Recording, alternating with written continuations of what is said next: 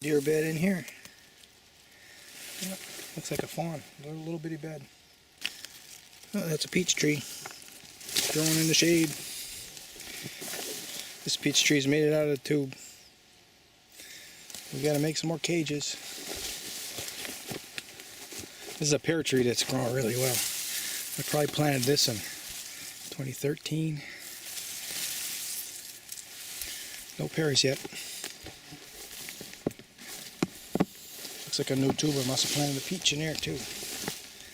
Sure did, but it's not growing that well. It's still alive. More raspberries.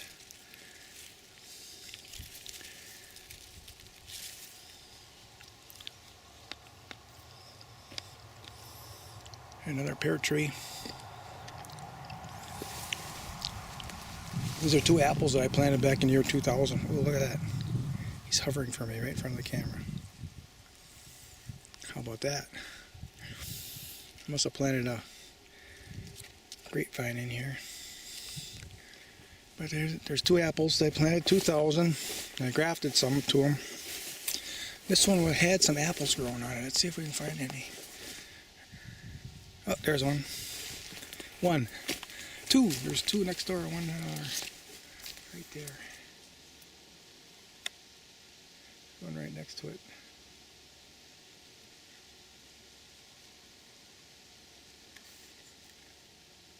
Very sweet apples. I don't remember what they are. Oh, there's another one growing in there. So there might be more. Lots of foliage to look through. Yeah, I see another one, so that's 4. Good.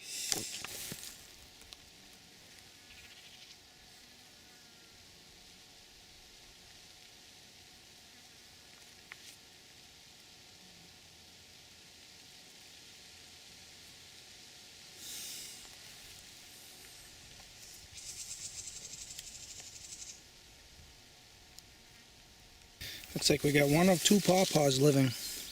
That's got really nice big leaves on it too. This is the other one. Oh, there's some coming right down there in the bottom, so it's still alive.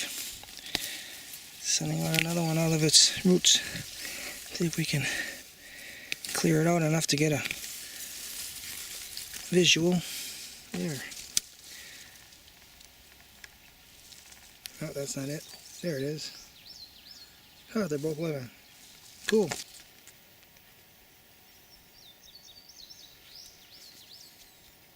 Lots of life hanging around these thistles.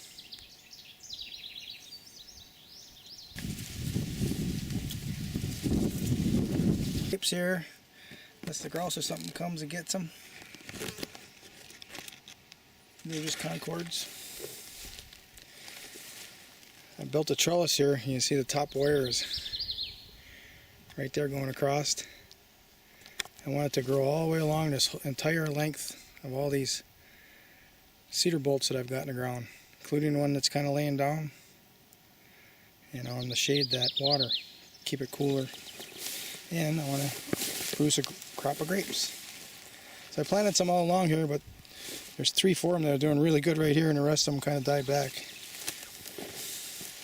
See if we can find some here. There's one right here coming up. But even one could cover this whole thing. Just never prune it. So I know there's 3 or 4 over there. That's 5. There's one for 6. I think a couple of those over there I might transplant this winter or next spring. Get some way over here. I don't see any. Yeah, and then, oh, there's one right here, right there. Maybe 2 of them. So then you're going to see this big wall of grapevines, and then let's see where the shade is that the post is casting. I want the grapes to make that much shade. So in August it'll even be more, as the earth tilts away from the sun. And then this water here will be cooler as it's shaded. And then up on the shallower part, that's going to be where the wild rice pits are. That's the plan. We'll see if I live long enough to do it.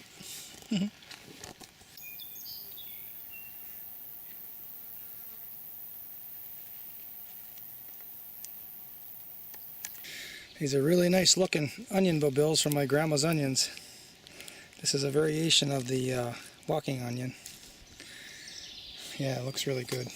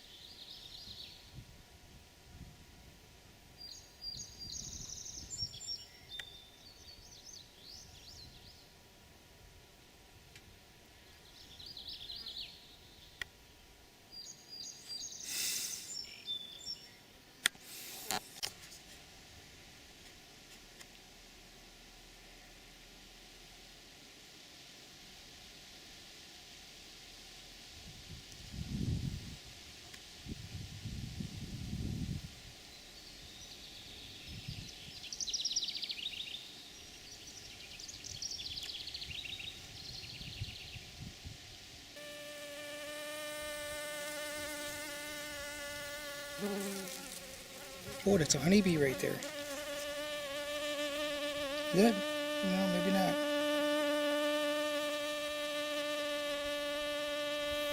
That might be one of those invasive bees.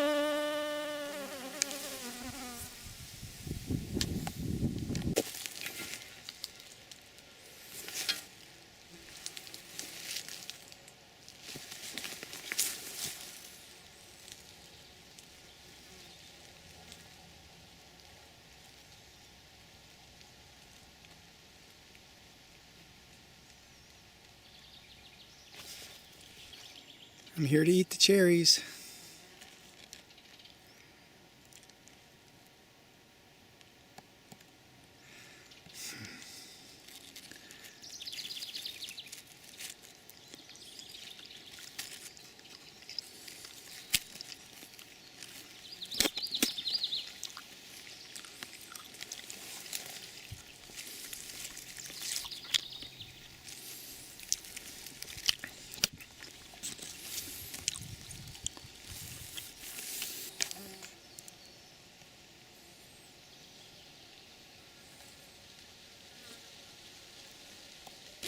This right here, I think, is the only graft that's alive. Right there. I think all the rest of them started and then they just didn't have enough oomph. Too warm. Maybe. I don't know.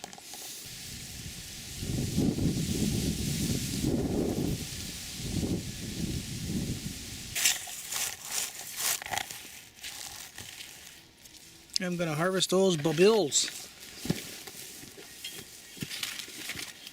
Garlic bulbils. We have a lot of action on the milkweed blossoms.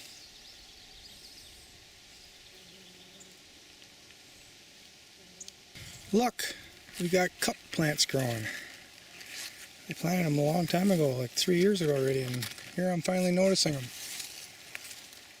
Cool. Okay. It's got a little cup in here. There's a piece of leaf in there now. So when it rains, that cup will hold water for a little time. You can see it's got a cup here, with the leaf right in here, and hold the water. So for a little time, there's even a little in there right now. So for a time, the insects and the birds and whatever else can come and get a drink here.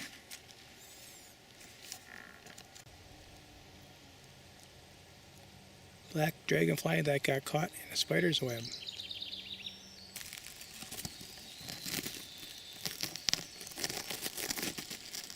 Orange-belted bumblebee? No.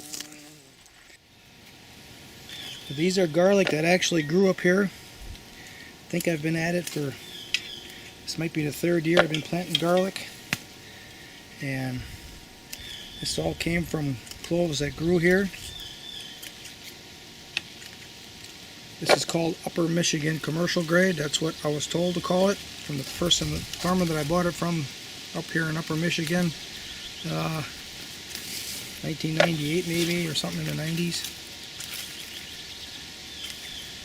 They've been growing it down in Wisconsin ever since. before I planted it. My garden's in Wisconsin.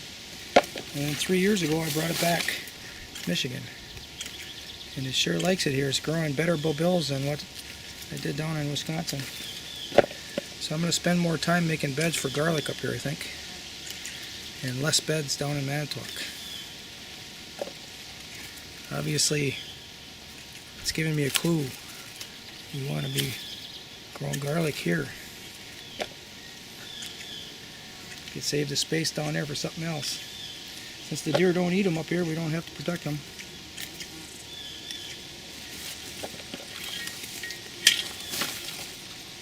Wow, these are some dandies. Just look at this. Look at those. Those are huge. They really like it here.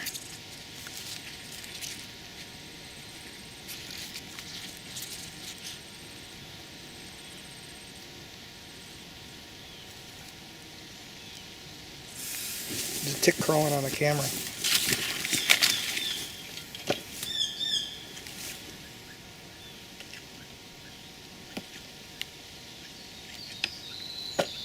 The little patch there yielded that many bulbils. That's a pretty big pot. And I got more to go. So I'll get back to you. Right there, in my picture. There. Bulbils. This right here is a lot of garlic bulbils. The whole pot is full. I might be able to make a half a gallon. We'll be in the garlic this winter. Yeah, you should look up that special formula. Just type in Rick Larson garlic bulbils. It's B-U-L-B-I-L-S. And you should be able to get to the videos where how I make this stuff. Yeah, I left a couple of them here. I guess I left 5. Ooh, we dropped one on the ground here. I left the 5 really large, very large ones, very, very large ones. It's pretty good right there. One back there. And then over here I got 2. One right there. And there. This is a very nice, large cluster of bulbils. Alright.